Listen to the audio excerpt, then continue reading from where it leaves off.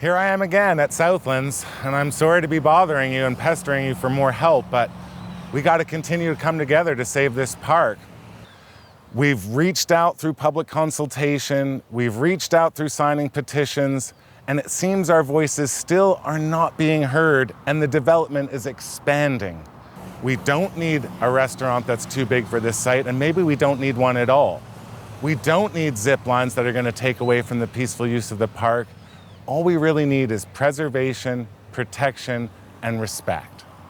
Let me show you some of the things I'm really concerned about. This space offers me a chance to show you some of what I'm concerned about. We stood here in my last video where I showed you that there's a lot to be worthy of protection here. And now some of that's gone. The little passiflora I was excited about, it's not here anymore. They've cleared out masses of plants, and all that does is leave the space open for invasive species to take over. And that's what we're seeing. Wireweed, mint, woodillia. These are the very species that make it hard for our native and endemics to grow. They take away from the habitat and the ecosystem services that we need.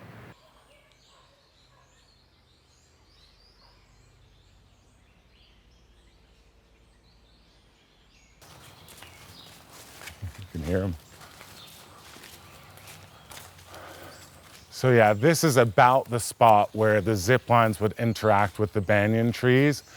And funnily enough, coincidentally, it aligns with where we start to hear that chorus, that bird calls of all different species. It just seems like the worst spot to have any negative impact when there's so much life right here.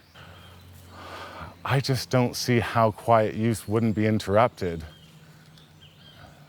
This space can be left alone, and it actually reduces the amount of money that we have to spend and the amount of maintenance that's required. It's just beautiful the way it is. We'll keep going. But I guess ultimately my feeling is you don't start developing until the plan's finished. Simple. And once you've got a plan that's been worked on through community voice and through, the appropriate architects and planning department, then you're ready to go and you'll have no issues. You won't have all these rallies. You don't need any submissions. And the consultation process is a legal part of what has to be done. That's where the community voice comes from. So I just don't understand why we're developing in such a cart before the horse way. Here we are at the site of the proposed zipline base.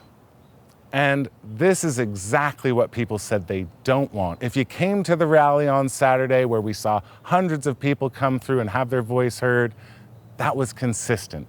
We don't want overdevelopment. We don't want commercialization. And that came from an amazing cross-section of the Bermuda public.